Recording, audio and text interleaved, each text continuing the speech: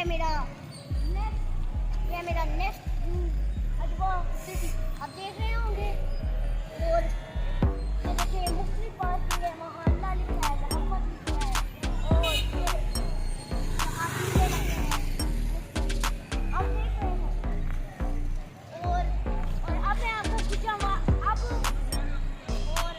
आपको ये पहला हमारा व्यू था मास्टर सिटी का, आपने अजवा सिटी का, और उसके बाद मैं आपको नेक्स्ट व्यू गुजरांवाला का इससे भी अच्छा व्यू दिखाने वाला हूँ। और अगली वीडियो के लिए मैं खूबसूरत नज़ारा को महसूस करते हुए आपको ये खूबसूरत नज़ारा दिखा रहा हूँ। ये देखिए नहर,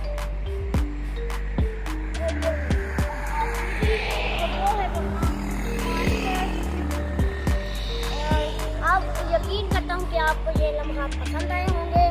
अगली वीडियो के लिए इंतज़ार कीजिएगा। खुदा हाफ़िज़।